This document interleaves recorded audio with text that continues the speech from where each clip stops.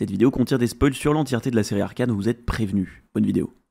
Bon, l'acte final de la saison finale d'Arcane vient de s'achever, et encore une fois, je vais avoir beaucoup de trucs à dire sur cet acte. Comme dans les précédentes vidéos, on va analyser les différentes scènes, essayer d'en décortiquer des petits trucs, et théoriser sur la suite. Parce que oui, même si Arcane c'est fini, Riot a encore plein d'autres histoires à nous raconter, et ils nous ont même déjà donné beaucoup d'éléments sur lesquels on va pouvoir s'appuyer pour prédire un peu la suite. Et en attendant, déjà, je voulais me permettre de flex un petit peu, parce que dans la précédente vidéo, je disais que Jayce allait voir un futur où Victor a tout détruit, qu'il allait tuer celui de sa timeline pour tenter de l'en empêcher, mais que ça allait donner à Singed de l'opportunité de créer le Victor que Jayce cherchait à empêcher. Bah c'est genre exactement ce qui s'est passé, alors je m'autorise à me taper un petit peu moi-même sur l'épaule pour celle-ci, et pourtant j'étais pas convaincu de ma propre théorie vu à quel point j'annonçais des trucs précis. Autre chose aussi, maintenant qu'Arcane c'est fini, si vous voulez en apprendre plus sur l'univers dans lequel se déroule la série, je vous invite après cette vidéo, à déjà à vous abonner et à aller dans l'onglet playlist de ma chaîne, il y a plein de vidéos triées par catégorie. Vous avez des explications sur les régions du monde, sur des concepts particuliers qu'on trouve à Runeterra, genre la rose noire et ce genre de trucs, et aussi une bonne centaine de vidéos sur les histoires des personnages qui composent l'univers.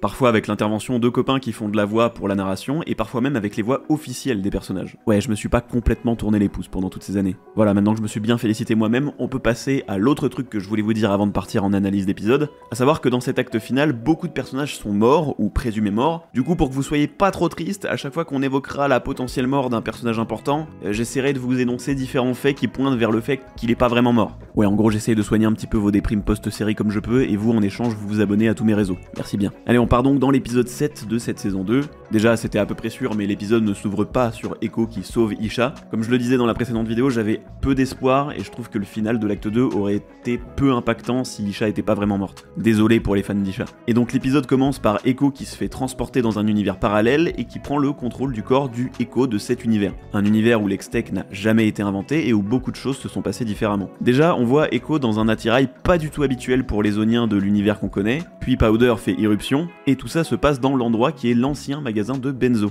Nous, spectateurs, à ce moment-là, on comprend que c'est pas Jinx mais bien Powder vu que ses yeux sont bleus, mais forcément Echo il est sous le choc et il la repousse. J'aime bien qu'ils aient gardé la ref à la coiffe de Rabadon qu'ils avaient mis dans la saison 1 ici. Pareil pour les masques d'ailleurs. Et d'ailleurs, je l'avais dit en saison 1, je le redis en saison 2, ce masque-là c'est pas celui de Jean. C'est le masque que Echo a retravaillé plus tard pour en faire son masque de feu volant. Genre il ressemble vraiment pas au masque de Jean à part qu'il est blanc, c'est tout. Alors que le masque d'Echo des feux volants, juste vous rajoutez 3 dorures par-ci par-là et c'est le même. Et donc ici on a un plan sur ce masque pour mettre l'emphase sur le fait que dans cet univers, il a pas créé les feux volants. Bref, là on a une entrée en scène qui va encore plus bouleverser Echo, et c'est l'arrivée de ce bon vieux Benzo.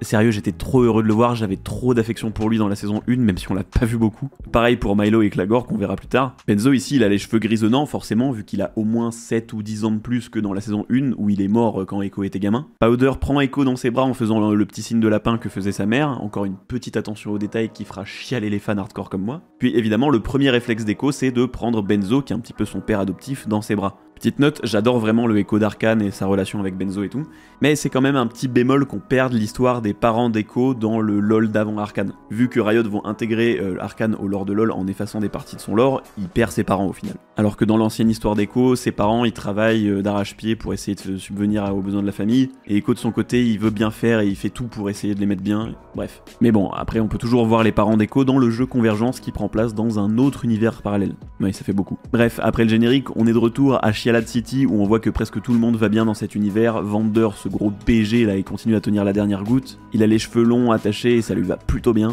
Puis on voit Milo et Clagor grands, et là pareil, les larmes. Hein. Clagor qui est devenu lui aussi un giga BG, bref. Par contre, ouais, le seul truc qu'ont perdu les Zoniens dans cet univers, c'est leur style. Là, ils sont tous sapés comme des bourgeois de Piltover, c'est vraiment pas ouf. Mais bon, j'imagine qu'on peut pas tout avoir. La petite troupe se met à une table pour discuter, et pendant mon premier visionnage, j'étais tellement choqué de tout ce qui se passait que comme Echo, je faisais pas trop attention à ce que Clagor racontait. Mais on apprend que son projet, c'est de créer des plantes capables de se nourrir de l'air pourri de zone pour le purifier. Donc ouais, l'univers qu'on connaît, nous, a perdu un inventeur vraiment important. D'ailleurs, dans ce niveau-là de zone, on voit plus beaucoup de gris, vraiment tout a l'air d'aller bien. Ah, et on voit aussi sur ce papier là au fond que Silco, Benzo et Vander ont joué aux fléchettes. C'est le genre de bout de papier sur lequel on gribouille les points aux fléchettes. Et en plus, il y a une cible, là, donc c'est bien ça. Ayant personnellement pas mal joué aux fléchettes avec ma famille et compté des points sur ce genre de papier, ça m'a fait marrer de voir ça ici. On a ensuite Milo qui va tenter de draguer Gert, qui est un petit peu la chef des Jinxers dans l'autre univers, et qui ici est à la tête d'un groupe de musique. C'est sympa, ça donne un peu de background à des personnages secondaires, ça nous fait les apprécier un petit peu avant que vous savez. Vander fait un petit discours à Powder lui disant qu'elle est trop intelligente pour passer sa vie comme serveuse, donc là si vous bossez dans un bar comme serveur ou serveuse, je sais pas comment vous êtes censé le prendre. Sympa Vander. Je pense que dans cet univers, après l'incident du casse où Vi est morte, on en reparlera après de ça, bah y a moyen que ça ait fait peur à Powder et qu'elle laisse tomber un petit peu les inventions et tout ce truc là. Ensuite il y a Heimerdinger qui comprend que Echo est enfin arrivé dans cet univers alors qu'il l'attend depuis presque 3 ans. Ma théorie ce serait que Heimerdinger étant un Yordle, il s'est fait téléporter le même jour que là où ils sont rentrés dans l'X-Gate, mais que Echo et Jace étant des humains, ça a fonctionné différemment, et ils se sont fait envoyer presque 3 ans dans le futur d'un autre univers. Ce qui expliquerait pourquoi Jace est aussi plus loin dans le futur, dans un futur où tous les automates de Victor ont eu le temps de rouiller. Après on n'a aucun indicateur réel de combien de temps il est dans le futur dans cette timeline Jace, donc on s'en fout en fait. Je m'égare. Donc Heimer explique que l'Hextech n'a jamais été inventé ici et qu'il semble donc impossible pour eux de retourner dans leur univers. Echo persiste mais Heimer lui dit de chill et de se contenter de ce qu'il y a ici, et en vrai je trouve ce passage assez bien écrit. Echo forcément il veut pas abandonner tout ce qu'il a construit et tous les gens qui comptent sur lui, mais Heimer lui il a plus de 1000 ans et il est même théoriquement immortel, donc il a l'habitude de voir les humains arriver dans sa vie puis vieillir et mourir, donc inconsciemment ça lui fait moins chier d'avoir atterri ici, et ça se ressent dans sa façon de parler. Powder arrive et dit à Echo qu'elle va aller voir Vi, lui propose de venir, et on a un cut sur Jace. Et là où juste avant on était dans un univers où l'Hextech n'a jamais été inventé, on se retrouve projeté dans un nouvel univers où l'Hextech est allé beaucoup trop loin. Ce qui risque d'arriver si Victor va au bout de ce qu'il qualifie de glorieuse évolution. D'ailleurs à partir de maintenant l'épisode c'est entièrement des cuts entre ce que vit Jace dans cet univers et ce que vit Echo dans l'autre. Donc plutôt que de se faire chier à switch dans tous les sens, on va y aller univers par univers, ce sera plus simple. On va rester sur Jace puisqu'on y est et qu'il se passe moins de trucs. Donc il fait à nouveau la rencontre de cette fameuse silhouette qui lui a sauvé la vie à lui et sa mère quand il était petit. Il lui court après et il tombe sur ces figures rouillées. Et juste après, il y a la référence cinématographique la plus facile que j'ai jamais vue, mais en vrai, elle marche bien, donc ça m'a fait marrer. Pour ceux qui l'ont pas, ce plan où Jace se dit non, c'est impossible en réalisant qu'il est à Piltover et que l'Hextech a fini par tout détruire, c'est évidemment un immense parallèle avec la planète des singes, où des astronautes se retrouvent sur une planète peuplée de singes, pour se rendre compte au final sur une plage qu'il y a la Statue de la Liberté et qu'ils ont en fait atterri dans le futur après que les humains aient tout détruit à coups de bombe atomique. C'est vraiment la même thématique, la même scène, le même plan, ça me fume. Jace il dit quasiment la même chose. Je pense qu'ils se sont dit vas-y on est obligé de caler la blague et ils l'ont fait quoi. Et donc il y a plein de parallèles où on voit Echo dans cet univers tout pipou, tout parfait, et pendant ce temps Jace vit un enfer, il est littéralement dans Saw, le boug il est au fond d'un trou, jambes pétées, à boire dans une flaque d'eau et à manger des lézards pour survivre, horrible. Avant de tomber dans ce trou d'ailleurs, on voit qu'il est observé par quelques robots de Victor, et là on sait pas encore que la silhouette encapuchonnée c'est Victor, mais une fois qu'on sait que c'est lui, ça prend tout son sens en fait, on voit qu'il le surveille pour s'assurer qu'il va bien en haut de l'X-Gate. Petite pause sur ce plan, juste parce que je l'aime bien, voilà, il est trop stylé avec Jace qui devient zinzin, il y a même ses vêtements qui commencent à prendre les patterns de l'anomalie, et juste après on a ce plan du haut de la crevasse qui ressemble vraiment à un œil, comme si encore une fois il était observé par Victor. Il y a aussi ce plan là où quand Jace arrive en haut, il y a cette forme d'aile de papillon qui lui sort du dos au sol. La symbolique du papillon et de la transformation, c'est un truc qu'on retrouve énormément dans Arcane, et encore plus avec Victor et Jace, qui avaient déjà tous deux des papillons dans leur flashback d'enfance. Et des gens ont même vu qu'en saison 1, quand le sang de Victor est projeté par l'X-Core, à ce moment-là, ça forme une sorte de moitié d'aile de papillon. Et pareil, quand Jace, à la fin de la saison 2, plus tard, là, il va se battre contre un automate de Victor, quand il va tirer sur l'automate, ça va faire une sorte de forme de papillon dans l'éclair, pour montrer que vraiment, les deux sont liés jusqu'au bout, chacun est un morceau de l'aile du papillon, chose qu'on verra à la toute fin de l'acte. Sur certains décors aussi dans cet univers parallèle, il y a des endroits très violets, et encore une fois ça me fait penser à une esthétique du néant dans le lore, et même si évidemment ils allaient pas intégrer le néant dans la série parce que là ce serait beaucoup trop, bah à mon avis ça nous habitue à des esthétiques pour la suite, et j'ai une petite avancée sur ma théorie de création, de destruction, tout ça etc. que je vous racontais dès l'acte 1, je vous en reparle un petit peu vers la fin de la vidéo. Pour finir avec Jace, il arrive finalement en haut de l'X-Gate, donc il a fait la rencontre du mage qui l'a sauvé, Victor, hein, et il lui demande de le renvoyer dans son univers pour qu'il empêche tout ça de se produire, exactement comme je le disais, voilà je me sauce encore un petit peu, hein, pardonnez-moi. C'est très stylé, il récupère le marteau modifié par l'anomalie, tout ça, mais en vrai c'est pas le truc le plus intéressant de cette scène. Non, le truc intéressant ici c'est que dans cet endroit où Victor l'attend, déjà la nature a un petit peu réussi à reprendre ses droits, c'est le seul endroit comme ça dans tout le coin, et surtout le premier truc qu'on voit ici c'est une libellule. La libellule, d'après mes recherches, ça représente une transformation un petit peu comme le papillon, mais c'est pas juste le changement d'un état à un autre comme le papillon, ça représente une évolution. Alors attention, pas la glorieuse évolution de Victor qui va faire avancer l'humanité en leur retirant toute forme de sentiment, non justement c'est l'inverse. Parce que justement la libellule c'est une évolution sur le plan sentimental et sur le fait d'arriver à mettre ses illusions de côté pour affronter la réalité en face. Et ce Victor, ici, c'est celui qui s'est rendu compte que c'était une erreur de vouloir améliorer l'humanité en tout point, quitte à sacrifier l'humanité elle-même. Il se rend compte que ce rêve-là n'est qu'une illusion et qu'il y a, comme le dira Jace à la fin de l'acte, de la beauté dans l'imperfection. Mais c'est pas la seule fois où on va revoir des libellules, et donc revenons à Echo. Il rejoint rejoint Powder dans son atelier et on se rend vraiment compte ici que dans cette timeline, ils sont en couple. Déjà parce que ni Powder ni Jinx ne laissent entrer n'importe qui dans cet endroit là qui lui est cher, mais aussi parce qu'il est pas juste de passage Echo quand il vient ici, il y passe vraiment du temps apparemment à travailler sur ses inventions et à peindre. On sait que Echo est chaud en peinture, on voit ici une peinture de Clagor et une de Powder, avec quand même une assez grosse attention aux détails sur celle de Powder. D'ailleurs au passage j'adore que Echo soit hyper inventif technologiquement et qu'il soit hyper fort artistiquement aussi. C'est vraiment le Léonard de Vinci de la street, je l'adore. Ah et là aussi il y a l'engrenage que tient Victor dans l'autre épisode. J'ai pas forcément trouvé le parallèle ici donc je vous laisse me dire, peut-être que c'est parce que Echo en créant la seconde anomalie va stopper Victor et que c'est un clin d'œil à ça, je sais pas. Bref, on apprend que Violet est morte, la seule perte de cet univers, et on avait déjà des indices avec la mèche rose dans les cheveux de Powder ainsi que le fait qu'elle porte son collier. Ah et j'ai l'impression que la poupée aussi qu'elle a fait d'elle, elle est basée sur le lapin en peluche qu'avait Vi, mais je me trompe peut-être. Évidemment, Echo n'étant pas du tout au courant de tout ça, il aborde super mal le décès de Vi, et il se prend la tête avec Powder avant de s'en aller de façon nonchalante. Bon, après il y a la scène où il se balade sur le pont du Progrès et on voit un stand avec un Poro Snacks, un mec qui est un petit peu trop fan de Yasuo, et les logos des teams e-sport de LoL, c'est le pont des refs. D'ailleurs, il y a plein de petites refs que je saute et dont je parle pas dans les épisodes, genre là encore sur le pont, il y a ce mec qui se fait raser, c'est le gars qui emmerde Huck au tout début de la saison 1. J'aimerais pouvoir tout dire, mais j'ai vraiment pas envie que la vidéo fasse 6 heures, donc si vous avez vu d'autres choses, mettez-les en commentaire.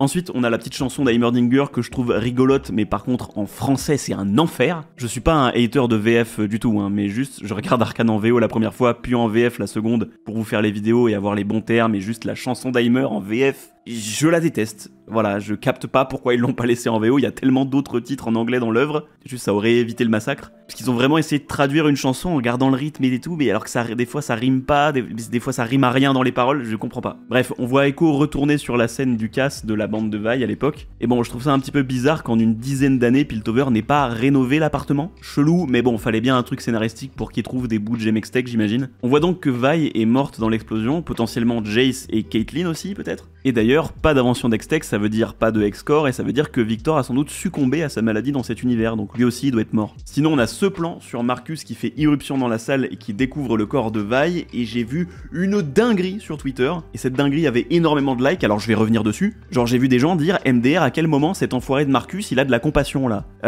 Allô? Les gens qui disent ça, est-ce qu'on a regardé la même série en saison 1 ou pas? Alors oui, c'est un passifleur corrompu, pourri, tout ce que vous voulez. Hein. Mais déjà, il a une fille, donc voir une gamine morte, forcément, ça lui fait un truc. Puis surtout, il a sauvé Vi dans la saison 1 en fait. Il l'a endormi pour l'empêcher d'aller se jeter sur Silco et de crever. Bref, ça m'avait saoulé, alors je me devais de rappeler un petit peu la saison 1 pour les gens qui oublient. Par contre, oui, le truc que je capte pas, c'est que Powder a les gemmes dans la main, et je capte pas pourquoi les passifleurs lui auraient pas appris en fait. Je comprends pas comment elle a pu garder des bouts en plus qu'on voit dans la fin de l'épisode, bref. Donc ensuite, hop, on voit Echo aller dans son endroit spécial à lui, le grand arbre des feux volants, et il y a évidemment des libellules. Rappel, hein, libellule égale évolution émotionnelle, et là où Echo agissait dans cet univers en en ayant un petit peu rien à foutre des autres et en voulant juste rentrer chez lui parce que pour lui tout ça n'était pas vraiment réel, bah ici il réalise que même dans un univers différent, les gens ont quand même des sentiments, et donc il s'en veut d'avoir fait du mal à Powder. Et c'est ici qu'il va dessiner une fresque de Vi pour se faire pardonner. Et je pense que les libellules ici ça montre cette réalisation qu'il a. Juste après ça, Heimer finit sa petite chanson et on peut voir plein de végétation autour de la dernière goutte avec beaucoup de lumière, etc. Donc encore une fois, Clagor, même s'il a pas réussi à faire des plantes qui tiennent dans les profondeurs de zone, ici où c'est un petit peu moins bas, il a quand même fait des miracles. Bon, après ça, Echo va convaincre Heimer de l'aider à trouver un moyen de rentrer. Et après, il y a la très belle scène avec la fameuse fresque de Vi dont on parlait. On va pas aller en détail dessus, retenez juste que Echo termine la conversation en disant à Powder, parfois, pour aller de l'avant, il faut laisser des choses derrière soi. Et ça, ce sera important. Donc après, on a toute une scène où ils inventent la clepsydre 0, et elle est incroyablement bien faite. J'ai trouvé ça hyper bien amené, la façon dont ils comprennent petit à petit que la machine remonte le temps, puis la façon dont Echo trouve qu'il peut pas aller au-delà de 4 secondes sans foutre la merde. Faire exploser Heimerdinger, bravo, je n'y aurais pas pensé. Et il y a une petite phrase très importante ici aussi, Heimer demande à Echo comment il a trouvé ça, et Echo lui répond qu'il jouait à inverser la rune d'accélération de Jace. C'est la rune que Jace a au poignet tout au long de la série, et qui apparaît dans aucune autre machine Hextech. Ça aussi c'est super important, et il va falloir en reparler plus tard. Après ça, Heimer dit à Echo, t'inquiète, je vais faire un truc scénaristique farfelu et booster la machine pour qu'on puisse retourner dans notre univers, va à ta fête. Et donc on a la fameuse scène qui commence par me faire chialer avec Echo qui dit à Benzo qu'il l'aime comme un père, qui continue à me faire chialer ensuite avec Silco qui fait son apparition et qui s'est réconcilié avec Vander. Il a sans doute trouvé la lettre dans la mine dans cet univers, et la scène vient nous achever avec Pomme et Stromae, la meilleure scène de toute la série, hein, pour pas mal de gens, franchement je comprends, elle est ultra belle. Le fun fact, c'est qu'elle est animée à 4 frames par seconde, 4, Echo, remonter le temps, tout ça, vous l'avez. Il y a Powder qui répète à Echo la phrase, parfois pour aller de l'avant, faut laisser des choses derrière soi, et en fait ici elle est intelligente, elle a compris que le Echo à qui elle parle, c'est pas celui qu'elle a connu toute sa vie dans cet univers, et que celui-ci là, qui est à côté d'elle, il va rentrer chez lui bientôt. Il y a donc le baiser final, grosse chialade encore une fois, et Echo donne ce collier à Powder, et la rose bleue sur ce collier, ça signifie un amour impossible, vu que lui, il va retourner dans son monde et jamais la revoir. Détail intéressant sur cette rose, si on y regarde bien, il y a le visage de Echo et celui de Powder dessiné dans les pétales. C'est vachement stylé, voilà. Et ce que j'aime bien dans la scène qui suit, où Heimer renvoie Echo dans son univers, c'est que c'est pas juste ta gueule c'est magique. Il a vraiment upgrade la machine à remonter le temps pour qu'elle puisse remonter le temps d'Echo de quelques jours pour le dissocier du Echo de cette timeline, et c'est pour ça que de toute manière, Heimerdinger n'aurait pas pu faire ça aussi, parce que lui, ça fait 3 ans qu'il est là. Et c'est donc pour ça qu'il se sacrifie. Il était au courant depuis le début. En tout cas, je crois. C'est pas facile de tout capter comment ça marche et si les persos sont sûrs de ce qu'ils font. Mais donc, Heimer est-il vraiment mort ici? 3 possibilités. 1. Oui, il est mort, fin de l'histoire. 2. Il est mort, mais c'est un Yordle et les Yordles sont immortels théoriquement. Donc il a juste respawn à Bendel, la ville des Yordles dans un monde spirituel, depuis laquelle il pourra retourner à Runeterra via un portail. Mais peut-être que le fait de respawn là-bas a fait de lui un bébé. Ce serait marrant, genre un petit peu comme Groot.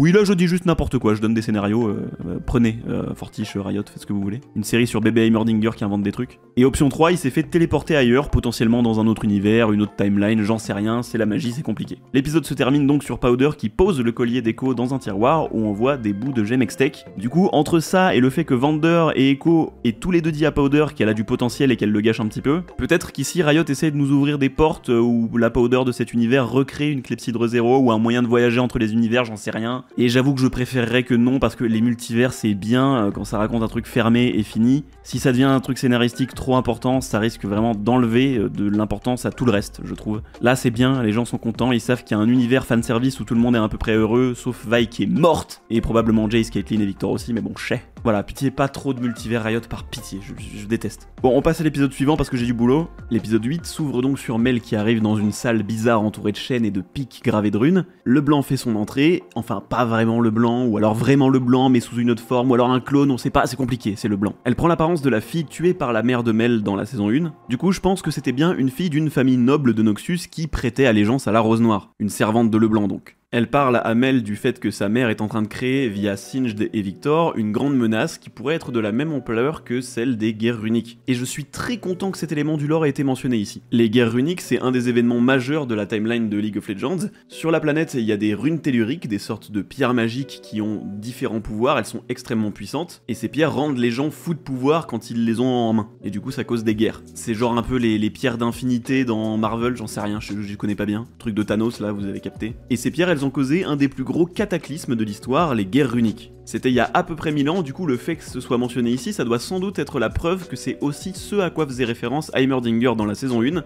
vu que lui aussi a plus de 1000 ans. Ces runes telluriques, elles sont recherchées par un rescapé de cette guerre, Ryze, qui les récolte pour les mettre en sûreté. C'est un des mages les plus puissants du monde. Ici on s'en fout un petit peu, mais qui sait, peut-être que ce sera un truc important dans une future série ou un futur film. En tout cas, il y a une très cool cinématique, Ryze l'appel du pouvoir, qui est très bien réalisée si vous voulez aller la voir après, ça explique un peu cette histoire. Donc le blanc demande en gros à Mel de stopper sa mère parce que va foutre la merde. Elle mentionne encore une fois le père de Mel dont on ignore l'identité mais qui a l'air important. Mel est du coup une mage très puissante et convoitée par la Rose Noire qui place les mages au-dessus des humains normaux. Le problème c'est que l'Hextech est en train de donner la magie aux humains normaux, chose qui plaît pas trop à la Rose Noire vu que ça mettrait à peu près tout le monde au même niveau. Et c'est pour ça que la Rose Noire commençait à placer ses pions à Piltover. Le blanc donne à Mel le collier qui lui servira plus tard à faire appel à elle, et en vrai je suis assez content d'avoir parlé de l'importance de ces colliers de pierre dans la vidéo précédente. Je sentais qu'il allait avoir un truc en rapport avec eux et c'était bien le cas. Bref, après ça on voit Ambessa donner des funérailles à Rictus et Singed qui tente de maintenir Victor en vie via le sang de Warwick. Victor se réveille et parle à Ambessa du fait qu'il pourrait améliorer en masse les gens avec le pouvoir de l'anomalie présent dans l'X-Gate, et Ambessa lui dit qu'elle peut l'emmener à l'anomalie si en échange il accepte d'améliorer ses soldats. Et là Victor rétorque qu'il améliorera tous ceux qui veulent, et ça c'est important.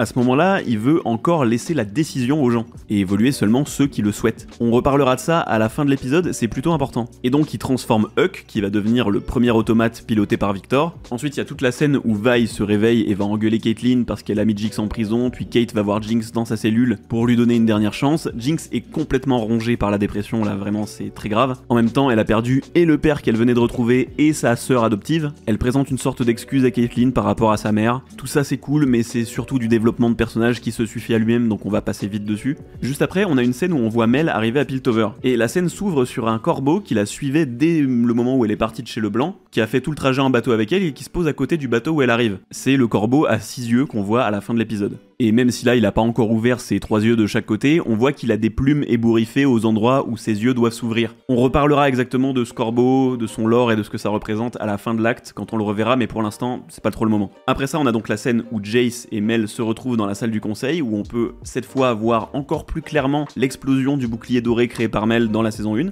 On a donc les retrouvailles des deux qui se finissent sur Jace qui tire sur la colonne. Évidemment à ce moment-là il est pas juste en train de péter un plomb, il tire ici parce que c'est là que se trouvait l'automate contrôlé par Victor.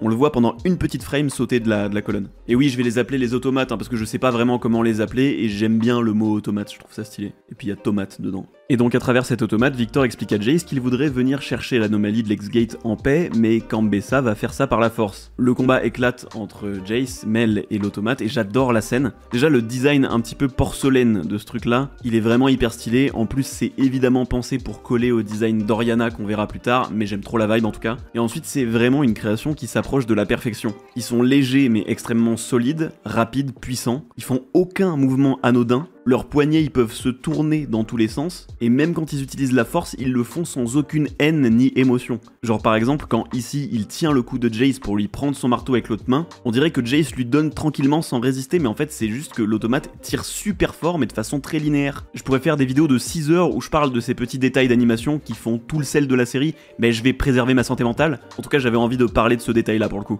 Bref, Mel et Jace arrivent à venir à bout de l'automate avec cette fameuse frame où ça fait encore un demi-papillon dont on parlait tout à l'heure, et l'automate meurt en pleurant. Il y avait encore un petit peu de Huck là-dedans. Suite à cette interaction où Victor comprend qu'il ne pourra pas achever ce qu'il veut avec Jace, et qu'il pense avoir perdu Jace pour de bon, il demande à Singed de commencer le processus de fusion avec Warwick. On retourne voir Jinx dans sa cellule, qui a une vision de Silco. Ce qu'il dit est intéressant, il lui dit que le cycle du meurtre ne se termine que quand elle trouvera la force de s'en aller, et à ce moment-là, Jinx interprète s'en aller comme le fait d'en finir avec la vie. Mais on verra ce qu'il en est. Le truc intéressant à la fin de cette scène, c'est qu'on voit Jinx mettre la gemme Hextech dans sa bouche, puis la recracher, mais sur le plan juste après, elle tombe pas dans sa main. Du coup, ma théorie ici, c'est qu'elle l'a bel et bien avalée. Vi arrive devant la cellule, propose à Jinx de la libérer si elle vient les aider. Jinx fait semblant d'accepter, mais en profite pour enfermer Vi et lui dire qu'elle va en finir pour de bon. Comme ça, elle aura plus à se mettre en danger pour elle, elle veut briser le cycle, comme on disait. Cut sur Mel et Jace qui discutent, c'est du développement de personnages, ils disent pas grand chose d'intéressant à analyser, mais juste en VF, il y a une erreur de traduction. En gros, Mel dit qu'elle a toujours voulu s'éloigner de la nature des Medarda, alors qu'en VO et dans les sous-titres français, elle dit qu'elle a toujours cherché à être une bonne Medarda. Surtout que dans la phrase d'après, elle confirme ça. Bref, bizarre. On s'en fout un peu, mais je voulais le noter parce que j'étais en mode ah, pourquoi elle dit ça dans la VF?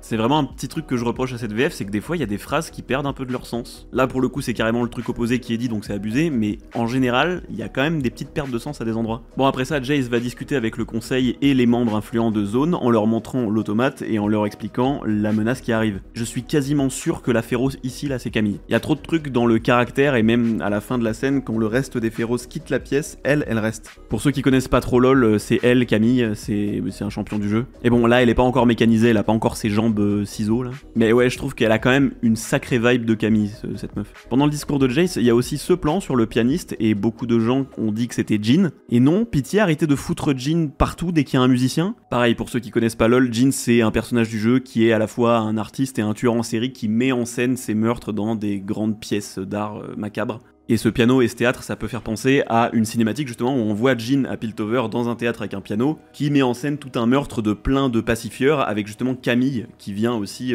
pour essayer de l'arrêter. Donc ça peut certes être un clin d'œil, mais en termes de timeline, ça colle pas, ce n'est pas lui. Enfin, il pourrait réécrire l'histoire, hein, mais ça aurait assez peu d'intérêt. Le perso, en fait, il est surtout là pour montrer la réalité de la guerre qui a empêché des artistes et plus généralement des gens de poursuivre leur art ou leurs rêves pour aller tuer des gens. C'est un truc triste, là, on voit le pianiste qui abandonne son piano, et ce pianiste, on le revoit plus tard tard, quand on lui apprend à poignarder, il a de l'horreur un peu dans les yeux. C'est pour ça, c'est pas Jin, c'est juste un psychopathe, ça perdrait un petit peu le sens de la scène. Et la théorie me saoule un peu parce qu'en fait, en saison 1, pareil, les gens avaient vu un violoniste dans un théâtre, ils avaient dit c'est bon, c'est Jin, alors que c'était un insert. C'était un vrai violoniste qui s'appelle Ray Chen, qui a été modélisé dans la série comme un caméo. Et donc le perso, voilà, pas grand chose à foutre là. Et donc oui, Christian Linker, en interview après la saison 2, il a répondu à la question est-ce que c'est Jin par qui sait. Sauf que clairement, il soufflait du nez à ce moment-là, il en avait genre marre de la théorie, donc non, ouais, c'est...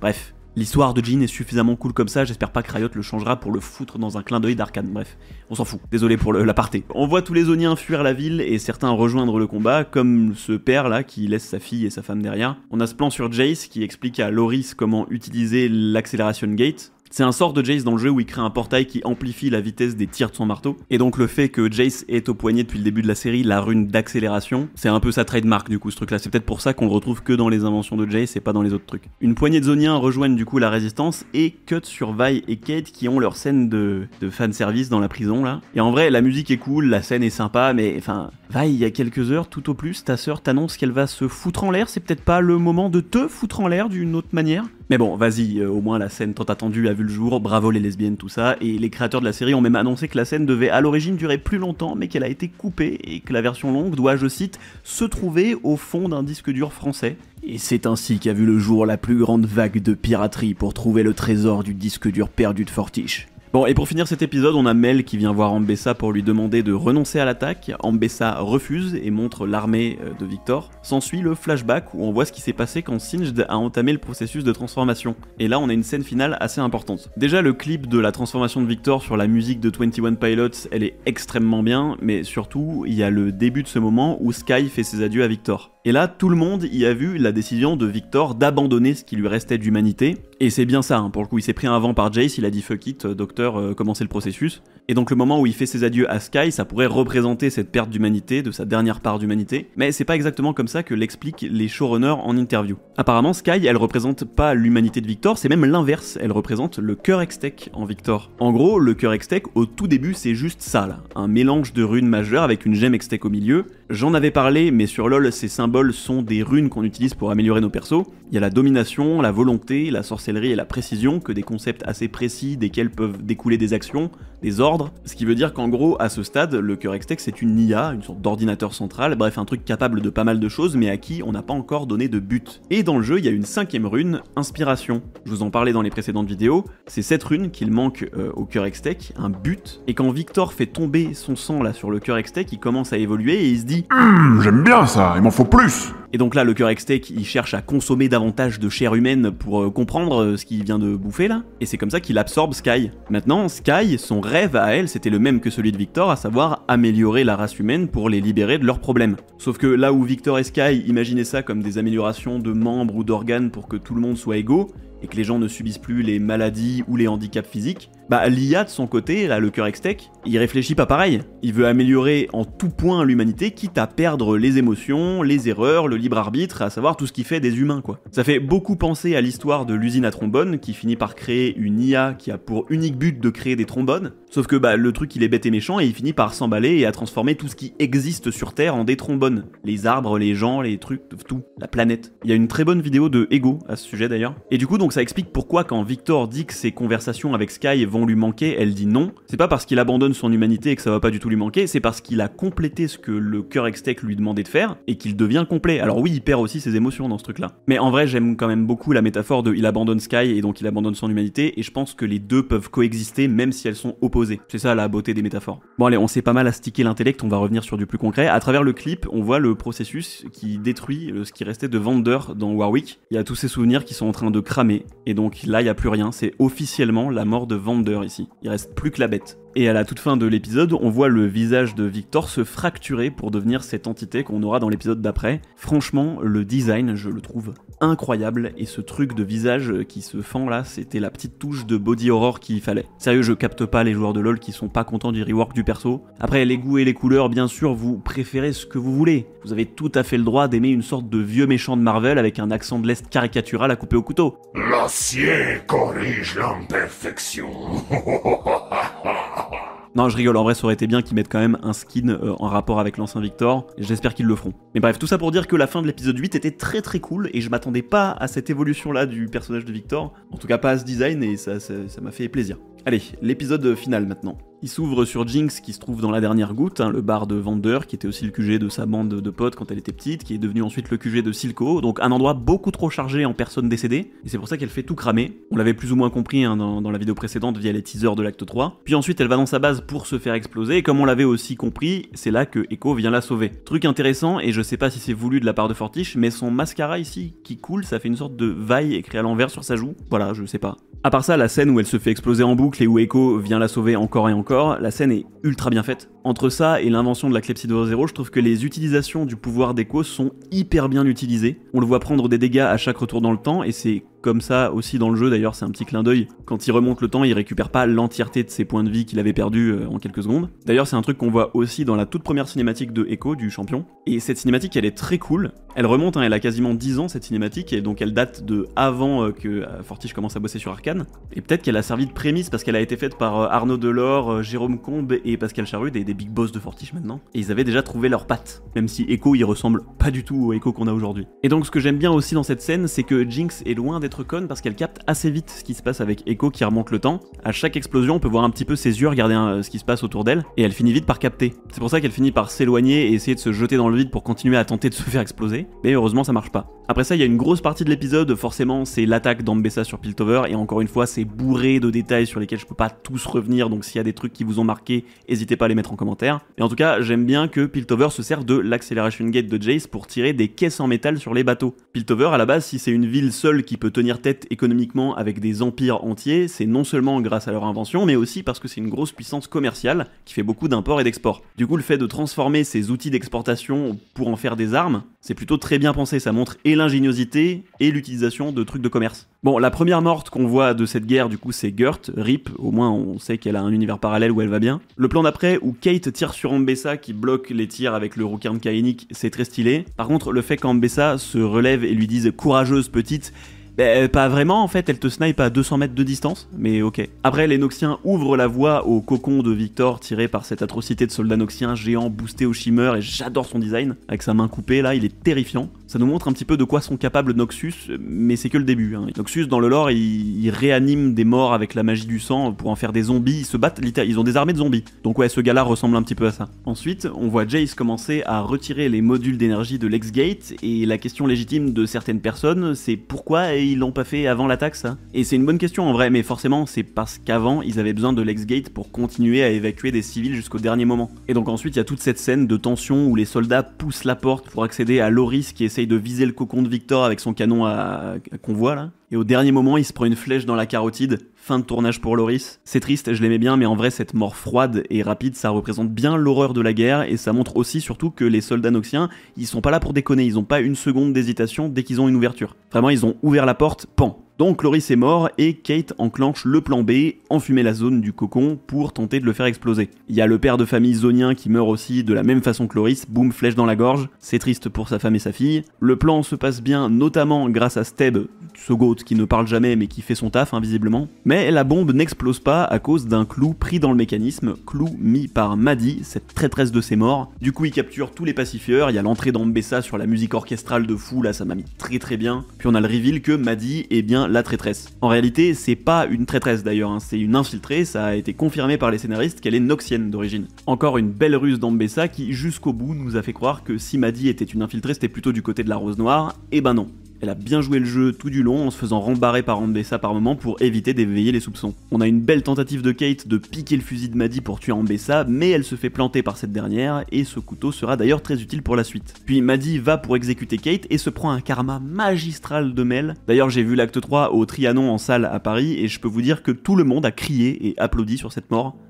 Et double fun fact, si vous n'aviez pas remarqué, il y a une frame déjà où sur le tir, il y a Maddie qui arbore un giga sourire, mais aussi Mel met un bouclier non pas autour de Kate pour la protéger, mais autour de Maddie pour s'assurer que la balle finisse par ricocher sur elle, genre pour que la balle soit prise au piège. Mel tente une nouvelle fois de calmer Ambessa, mais elle refuse, et c'est là que Jinx fait son entrée sur ce plan qui défonce tout, vraiment, c'est mon fond d'écran tout simplement. Alors on peut voir plein de choses sur son vaisseau et sur ses vêtements, on a les poupées de Milo et de Clagor, des grandes oreilles de lapin et des yeux des lunettes du casque d'Isha. Jinx, elle a une mèche violette qui rappelle sans doute sa mère, et elle et Echo ont respectivement des tags de Jinx et des feux volants pour marquer l'alliance. Et il faut savoir qu'à l'origine, il devait y avoir une scène où Echo raconte à Jinx cet univers alternatif qu'il a vu, et où ils se peignent tous les deux les motifs les uns sur l'autre et sur la base de Jinx. Ça a pas été gardé au final, sans doute que ça faisait trop long et que ça cassait un petit peu le rythme un peu grave de l'épisode final, mais j'avoue que j'aurais bien aimé voir la scène et que j'espère qu'il y aura une director's cut ou un truc où on voit des prémices de ça. En tout cas, la musique fit trop bien à la scène à ce moment-là, surtout qu'elle s'ouvre sur la partie de Young Miko chantée en espagnol et je saurais pas expliquer, ça colle de fou à la vibe de la scène. Pareil, le plan d'Echo avec la caméra au bout de son arme en mode selfie stick, là je le trouve trop bien. Mais en vrai, toutes les scènes d'Echo sont incroyables en fait, juste donnez-moi une série où c'est le perso principal par pitié. Le reste de la scène de combat entre Noxus et les Oniens parle d'elle-même, y a pas beaucoup de choses à dire, beaucoup de plans très cool par contre. Il y a l'arrivée de Sevika et les autres Oniens qui arrivent et qui pètent la gueule aux Noxiens, j'ai hurlé quand je les ai vus arriver, c'était trop cool. Et tout ça se finit avec notre pianiste qui vient finir le travail de Loris, celui qui l'avait formé au combat, en tirant dans le cocon de Victor. Et bah c'était un leurre, encore une très bonne ruse d'Ambessa. Ça nous révèle que Victor a pris un chemin dérobé pour aller lui-même à l'X-Gate. Et le reveal de ce nouveau Victor est aussi vraiment très cool, avec son corps pourtant si frêle qui est en fait entièrement métallique maintenant et qui détruit le sol à chaque pas.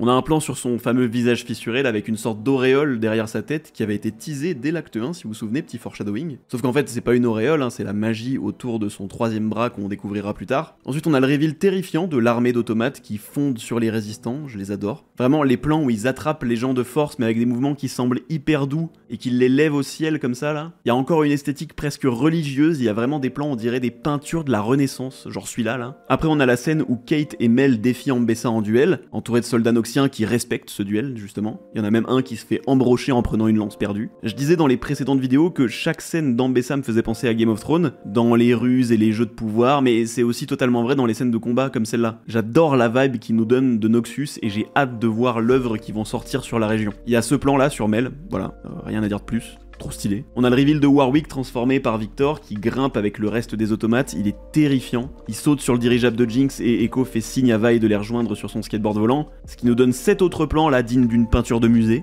On notera que Warwick à ce moment-là, il est encore sous le contrôle de Victor et donc il est pas violent. Il agit comme les autres robots à juste vouloir attraper les gens pour les faire évoluer mais il veut pas les tuer. Ce sera plus le cas à la fin de l'épisode. Il y a évidemment la scène où Echo crache le dirigeable sur l'X-Gate et on voit les aiguilles de l'horloge qui deviendront son arme qu'il a dans le jeu. L'explication elle est super cool et c'est vraiment une ref niche à son lore, donc je suis assez content qu'il l'ait adapté. J'évoque pas toutes les références au sort des champions de LoL dans cette vidéo d'analyse, mais j'ai fait une vidéo en partenariat avec Riot où j'en raconte d'autres si ça vous intéresse. Vous pouvez aller la voir après. Bon, ensuite il y a toute la scène où Victor et Jace discutent dans le cœur Hextech et leur discussion nous montre vraiment que Victor est devenu une IA en fait. Genre c'est vraiment une référence à l'IA pour le coup. Il évoque les guerres, la mort, les préjudices, les conflits comme simplement de l'énergie mal utilisée. Il parle du libre arbitre comme d'une illusion et en même temps il y a sa main derrière qui agit comme une IA et qui calcule plein de trucs à la seconde, sauf qu'elle fait ça avec des runes, donc littéralement avec la fabrique de la réalité. Et comme une IA là où Jace galère depuis 1 heure à retirer toutes les sources d'énergie de l'X-Gate une par une à la main, Victor il les réactive toutes d'un seul coup. Il lui a dit vraiment non, rien à foutre de ce que tu fais depuis 1 heure là. Après ça on a la fin du combat avec Caitlyn qui sacrifie son œil pour retirer le couteau qu'elle a dans l'abdomen pour pouvoir sectionner les liens du Roucairn sur le bras d'Ambessa pour que Mel utilise la magie de la rose noire sur elle. Oh putain la phrase de fou.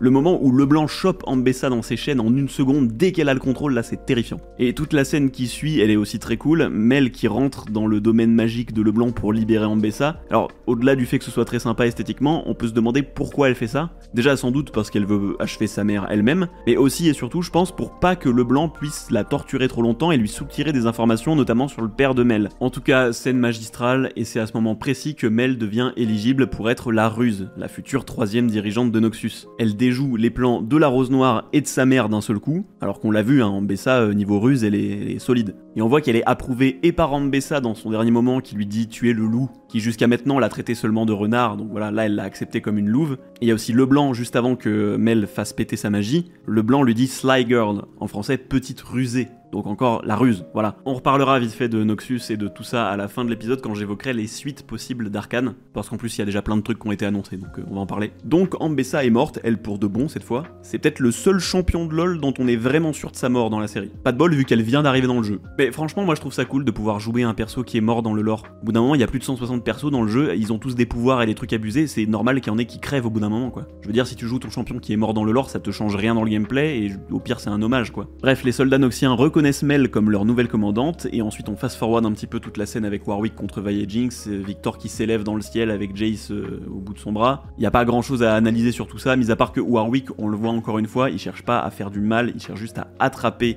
Vi et Jinx pour les transformer, chose qu'il finit par réussir à faire. J'adore aussi le fait que Jinx ait fusionné son bazooka et son minigun, c'est très cool, et en plus ça lui permet ensuite de monter dessus comme un véhicule quand il y a plus trop de gravité, là c'est très stylé. Donc Victor arrive tout en haut et déclenche sa tempête, là qui contrôle tout le monde avec la puissance de l'anomalie qu'il a récupérée en bas de l'X-Gate. Il parle de l'anomalie comme de l'interjection sublime entre l'ordre et le chaos, hein, c'est à peu près exactement la dualité que j'évoquais dans l'acte 1. Le truc c'est qu'ici Victor il s'en fout du chaos, hein. Lui il veut que l'ordre, il veut que tout soit qu'une seule chose. Il y a ces sortes de fils qui sortent de la tempête et qui chopent tout le monde par le front, là c'est terrifiant. Ce plan là aussi, là si vous voulez mon avis, il est vraiment magnifique. Et tout le monde est touché par Victor sauf Echo, et c'est sans doute parce que Echo a été affecté par l'autre anomalie qu'il a sur lui. Comme Jace, hein, que Victor est obligé de toucher lui-même physiquement. Bon voilà, ça aussi là, cette dinguerie c'est un fond d'écran. C'est magnifique, j'ai pas les mots. Jace essaye encore de raisonner Victor, mais ils se font interrompre par Echo qui tente le tout pour le tout, encore une fois dans une scène trop stylée. Le flow de zinzin de Victor sur ces deux plans là. Bref. Echo finit par pousser la clepsydre au maximum au-delà des 4 secondes, ce qui fout un bordel pas possible, puis il jette l'anomalie à la tronche de Victor, qui comprend pas ce qu'il est en train de voir, et ça a pour effet de briser son masque et de libérer le vrai Victor à l'intérieur, l'humain. Et là on a tout le reveal, on a Jace qui explique à Victor le futur qu'il a vu, où Victor lui a demandé lui-même de le stopper. Il lui raconte qu'une fois après avoir accompli la glorieuse évolution, après avoir ôté tout le problème de toute l'imperfection de la vie, bah il y avait plus rien en fait. Et ici il y a un truc que j'aime beaucoup, on voit que ce Victor a essayé plein de timelines en donnant à chaque fois à Jace une rune différente pour tenter de faire en sorte que Jace stoppe Victor, et que seul ce Jace a réussi. Mais sauf qu'en fait il a pas réussi, hein. C'est Echo le héros, c'est pas Jace. Hein. Si cette timeline en particulier elle a évité la catastrophe, c'est parce que la rune qu'a étudiée Echo dans l'autre univers, c'est celle que Jace avait au poignet, la rune d'accélération, qu'il a inversée pour créer l'anomalie temporelle qui a stoppé Victor. Donc dans les autres timelines où Echo est tombé sur une autre rune que Jace avait au poignet, genre la rune de la choucroute, forcément ça marchait pas. Et donc Victor il arrivait jusqu'au bout de son truc. C'est Echo qui a donné le tips quand il était petit à Vi et Powder qui a causé tout ce bordel d'Arcane et des GMXTech et tout, et c'est Echo qui a tout arrangé par la suite. Echo c'est le début et la fin du truc. Bref, autre chose, Victor explique donc que la perfection mène au vide, au rien du tout. Et ça m'a fait réfléchir à ma théorie sur le néant qui est un effet secondaire de la magie créatrice et qui cherche à tout détruire. Bah je pense toujours que c'est à peu près ça, ça a même plus ou moins été confirmé par Christian Linke dans une interview il y a quelques jours.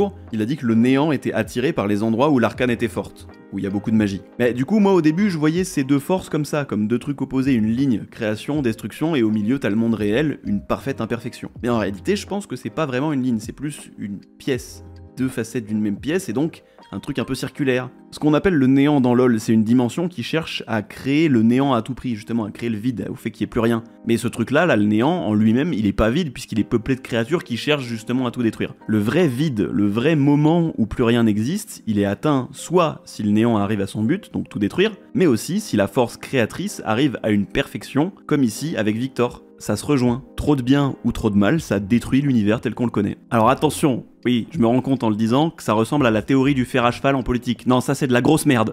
Ça n'existe pas, c'est nul à chier. Voilà. Là on est dans un monde fictif sci-fi, voilà, avec la magie et tout. Et pour moi c'est un peu pour ça que les patterns de la glorieuse évolution font penser à ceux un petit peu du néant. C'est à ça que le monde commence à ressembler quand il tend à aller vers le rien. Ouais, c'est spirituel, hein. On va revenir à l'épisode et on va parler de qui est mort, qui est pas mort, tout ça sera plus simple. Donc à la fin, il y a Jace et Victor qui tiennent la rune d'accélération entre leurs mains, il se passe tout un truc magique qui résout tout le problème, sauf justement pour Jace et Victor qui eux se font désintégrer. Alors est-ce qu'ils sont morts? Perso, je pense pas. Pourquoi? Bah cette rune, quand Echo l'inverse, elle fait quoi? Elle remonte le temps. Du coup, quand elle est pas inversée, logiquement, elle permet d'avancer. Je pense qu'ils ont été envoyés dans le futur, ou ailleurs en tout cas. Parce que je pense que le Victor qui apparaît devant Jace, ici, c'est le Victor de notre timeline, qu'on suit depuis le début, mais dans le futur. Il est beaucoup plus vieux d'ailleurs, et il a dû essayer toutes sortes de trucs pour filer toutes les runes possibles à Jace, et en arriver là où il a voulu en venir pour terminer la boucle. C'est un peu le seul moyen pour moi pour que ce soit pas trop le bordel, parce que même avec ça déjà bah, c'est encore le bordel, genre la boucle temporelle, la poule ou l'œuf, etc. Genre comment est-ce que Victor a eu les GMXTech qui donnent à Jace? Si Jace les a eu lui-même de Victor, il y a forcément un moment où il y a un paradoxe. Mais bon, c'est magique, passons, retenez juste qu'à mon avis ils sont pas morts et qu'on risque peut-être de les revoir un jour. Bon, suite à ça, tous les automates sont désactivés, tous sauf Warwick, chez qui il reste l'esprit de la bête en lui utilisé par Singed, et du coup là il pète un plomb, et là pour le coup il cherche vraiment à tuer. Et on a donc le résultat de ça, à savoir Jinx qui se sacrifie pour le faire exploser. Est-elle morte? Je pense pas non plus. On en reparle à la fin de l'épisode. Bon, la scène est une chialade sans nom, encore une fois je vais éviter de trop retourner le couteau dans la plaie, ça fait des semaines que je me tape les épisodes en boucle, ma santé mentale commence à prendre un coup. Et l'épisode se termine avec le deuil des morts de la guerre, Sevika qui vient former un nouveau conseil avec les autres grandes familles de Piltover. C'est cool que Zaun soit enfin pris en compte dans la vie de la ville. On a Oriana qui a été sauvée par Victor, vraiment cet enfoiré de Singed, c'est le seul qui a à peu près une happy ending, c'est trop grave. Il se passe quelques petits trucs de fin, on voit le fameux corbeau à 3 yeux, on va en reparler encore après, je suis désolé j'arrête pas de dire ça. On voit Mel partir en bateau avec les Noxiens, elle est trop stylée. Il y a encore le corbeau qui la suit, etc. etc.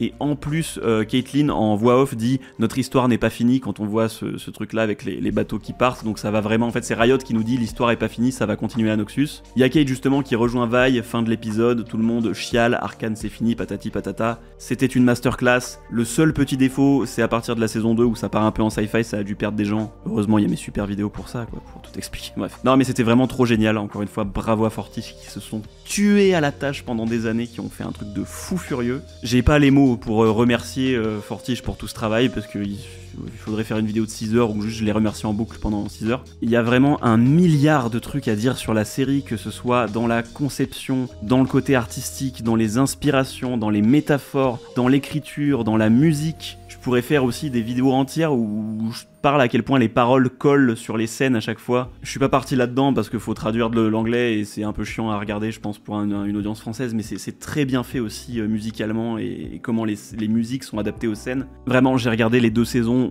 au moins 3 fois, plus une quasiment en frame par frame pour les vidéos, et je connais bien le lore et tout, et j'ai quand même raté des trucs. Je pense que si je regarde encore la série 2 ou 3 fois, je découvrirai encore à chaque fois des choses. C'est dire le niveau de travail qu'il y a dans le jeu. C'est vraiment une des plus belles œuvres jamais créées par l'humanité. Voilà, je pose ça là vraiment. Voilà, je devais quand même le dire au moins à la fin de ces épisodes d'analyse, parce qu'il fallait quand même rendre à César ce qui est à César. On continue. Jinx, elle est pas morte. Voilà, plusieurs raisons. Déjà, Caitlyn regarde les plans de l'X-Gate à la fin avec un bout de la grenade de Jinx dans les mains qui a été retrouvé. Sur ce plan, on voit que sur l'X-Gate, il y a des conduits d'aération. Il n'y a aucune raison de nous montrer qu'il y a des conduits d'aération, à part pour nous dire qu'elle est pas morte. Mais c'est pas tout. Au moment où elle s'est faite péter, il y a une frame où on voit un petit trait violet psiou partir comme ça vers justement un mur, donc une bouche d'aération. Petit trait violet que font les yeux de Jinx quand elle se déplace très vite. Elle avait une gemme Hextech en plus dans sa grenade, elle en avait une qu'elle a chopée en désactivant le gantelet de Vi. Il y en a une autre qu'elle a potentiellement avalée dans la prison, donc peut-être qu'il y a tout un truc de pouvoir amplifier, je sais pas quoi, bon bref je le cale ici. Mais j'ai toujours pas fini. Autre truc, c'est que la toute dernière scène de la série, c'est ce dirigeable qui part à l'horizon. C'est exactement la même chose que la toute première scène de la série où t'as Powder et tous les autres qui sont sur les toits, il y a un dirigeable qui passe au-dessus d'eux, Powder regarde le dirigeable et dit « Un jour je piloterai un de ces trucs ». Donc oui, on peut pas faire plus clair là pour le coup. Et en plus, évidemment, on a le fait que Echo lui a dit que parfois, pour aller de l'avant, il faut laisser des choses derrière soi. Et Silco, dans sa vision dans la prison, qui lui a dit qu'il fallait en finir pour briser le cycle des meurtres. Donc ce serait pas déconnant que Jinx laisse toute cette souffrance et toute cette vie derrière elle pour aller vivre une nouvelle vie. Maintenant, je vais vous donner 2 possibilités de suite pour son personnage. Une que j'imagine moi et qui serait une happy ending sympa pour le perso, et une imaginé par mon côté de gros nerd du lore, voilà. Donc, pour la happy ending, perso, je vois bien Jinx aller dans une petite ville ou une campagne et construire un manège ou un parc d'attractions, voire un orphelinat. En tout cas, faire un truc pour les enfants. Vraiment tout un truc autour d'utiliser son inventivité pour faire rire des enfants, vu qu'elle a été plusieurs fois elle-même orpheline et qu'elle a perdu aussi Isha, ce serait une belle revanche sur la vie pour elle. Ce serait une sorte de Peter Pan où elle recueille tous les enfants perdus dans un endroit avec plein de constructions et de manèges rigolos. Voilà, comme ça vous avez une ending où vous êtes content, vous pouvez ne pas chialer. Maintenant ma théorie de nerd du lore. Donc si on regarde la direction dans laquelle va le dirigeable, on voit qu'il n'y a que de l'eau à l'horizon. Donc elle s'est barrée à l'est ou à l'ouest, parce que Piltover se trouve entre 2 continents au nord et au sud, et donc à l'ouest il y a un bout de terre mais il est loin. Ce bout de terre il appartient en partie à l'Empire Noxien, donc ça irait bien dans la prochaine œuvre sur Noxus etc. que pourrait voir Riot. Maintenant elle est peut-être aussi allée à l'est, et à l'est c'est Bilgewater, la cité des pirates, où les gens en général dans le lore vont habituellement pour refaire leur vie. En même temps, qu'est-ce qu'il y a de mieux pour refaire sa vie que devenir un pirate ? Je vous le demande. Et puis en plus, pirate, ça irait vachement bien à Jinx déjà dans son esthétique et dans sa vibe. Et puis il y avait pas mal aussi d'esthétique pirate dans sa salle d'arcade. Pareil, Riot ont annoncé bosser sur un truc à Bilgewater, ou en tout cas avoir envie d'explorer la région. Donc j'ai hâte de voir si on verra Jinx passer dans le fond d'une de ces scènes dans cette future œuvre. Maintenant qu'on a vu tout ça, parlons donc de la suite d'Arcane, puisqu'on est dedans. Il n'y aura pas vraiment de suite d'Arcane à proprement parler, cette histoire-là à Piltover et Zaun, elle est bien terminée. Peut-être qu'on reverra la ville plus tard dans un autre format, mais pour l'instant on est là. Maintenant, Riot ont annoncé que ça bosse déjà sur d'autres projets depuis un peu plus d'1 an. Alors on sait ni si c'est avec Fortiche ou avec d'autres studios, ni si ça va être une série, un court-métrage, un long-métrage, on n'en sait rien. Par contre, on sait qu'ils ont envie d'explorer Bridgewater, comme je le disais, mais aussi et surtout qu'ils préparent déjà des trucs à Noxus, Demacia et à Ionia. Noxus, on connaît un petit peu via Arcane, hein, je vous ai présenté la région dans les vidéos précédentes, et c'est vraiment la meilleure région pour continuer l'univers, vu que c'est un empire expansionniste qui se frite avec un petit peu tout le reste du monde. On a un perso parfait pour ça, Mel, qui à mon avis va devenir la 3ème dirigeante quand la Trifarix sera mise en place. Rappel, hein, normalement Riot a pas touché le lore à ce niveau-là, au moment d'Arcane, l'Empire est dirigé par Boram Darkwill, un seul empereur, contrôlé dans l'ombre par la Rose Noire. Le truc c'est que Darkwill, il va se faire renverser par Swain, qui va mettre en place la Trifarix, un système à 3 dirigeants, Darius la Force, un puissant général noxien, Swain la Vision, qui observe le monde avec ses corbeaux à 3 yeux, c'est un pouvoir qui tient de Rome, le démon des secrets, et là du coup vous avez capté d'où vient le corbeau qui observe Mel depuis tout ce temps, c'est Swain. Alors, les gens disent que ça peut pas être Swain théoriquement parce qu'il a pas encore les pouvoirs de Rome à ce moment-là. Il est censé passer un pacte avec Rome pendant qu'il se bat dans une guerre à Ionia, guerre qui n'a pas encore eu lieu. À Ionia, en fait, pendant la guerre, il se fait couper le bras, à un moment, il est sur le point de mourir, et à travers l'œil d'un corbeau, il arrive à rentrer en contact avec Rome et passer un pacte avec lui pour qu'il lui rende un bras démoniaque, qui lui sauve la vie, et ça fait le Swain qu'on connaît dans le jeu. Du coup, en fait, vu qu'il n'y a pas tout ça, deux possibilités. Soit le corbeau qui observe Mel depuis tout ce temps, c'est le démon Rome lui-même, et peut-être qu'il est contrôlé par la Rose Noire, en tout cas scellé par la Rose Noire, parce que la Rose Noire aime pas trop les grosses menaces magiques, et ils préfèrent les garder pour eux, au cas où. Et donc Rome cherche à travers ses corbeaux à mettre en place un plan pour mettre Darius, Swain et Mel au pouvoir et virer la Rose Noire. Donc soit ça, soit Swain a déjà commencé à comploter contre Darkwill et prépare son coup d'état. Il a déjà un petit peu des pouvoirs de Rome, il a déjà une petite emprise à travers les corbeaux juste, mais pour l'instant il a pas des pouvoirs de zinzin. Et quand il va perdre son bras à Ionia, il va faire un nouveau pacte avec Rome pour récupérer son bras, et peut-être qu'il va lâcher un petit peu de pouvoir à Rome aussi. Bref, je rentre dans des explications un peu complexes, mais c'est pas très grave en fait, Riot va juste peut-être modifier 2-3 lignes de texte dans le lore pour expliquer tout ça. En tout cas, c'est obligé que Mel va devenir la 3ème dirigeante, je pense. Que ce soit Swain ou Rome qui l'observe dans la série, le corbeau il a été là pendant tout l'acte 3, et il a été au premier plan pour voir qu'elle a réussi à déjouer la Rose Noire et Ambessa. Donc le potentiel il est là. Et donc dans l'idée on devrait avoir une série, ou en tout cas une œuvre, où on suit l'arrivée de Mel à Noxus. Comme ça pour tous les gens qui connaissent pas LoL et qui suivent ça à travers Arcane, ils ont un perso à qui se raccrocher.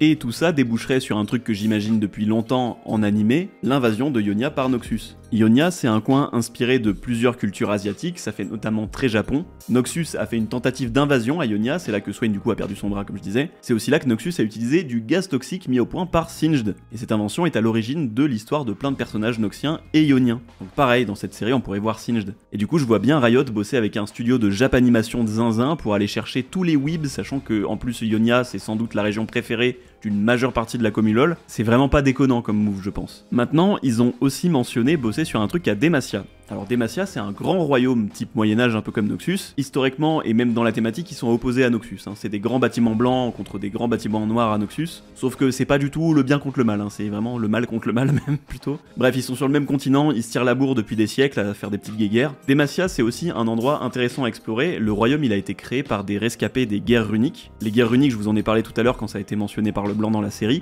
Du coup forcément ils détestent la magie et les mages. Leur cité elle est construite quasi entièrement de grands bâtiments construits en pétricite, hein, des fossiles d'arbres géants dont la propriété est d'annuler la magie, c'est ça, ces bâtiments blancs là. Et donc ouais, c'est vraiment des gros racistes anti-mages, et ils les foutent tous en prison, voire pire, il y a des endroits à Demacia où ils font des tests dans des laboratoires sur les mages, pour en faire des armes, ou pour essayer de leur enlever leur magie. Donc ouais, Demacia c'est un endroit qui se donne vraiment des airs de royaume parfait, avec des gentils soldats et tout, mais c'est vraiment un truc très glauque derrière le rideau. Et c'est aussi un endroit vraiment très intéressant à explorer, je pense, en termes d'histoire. Et le souci, c'est qu'à Demacia, en fait, la pétricite, là, cette matière qui annule la magie, elle annule pas la magie en réalité, elle l'absorbe.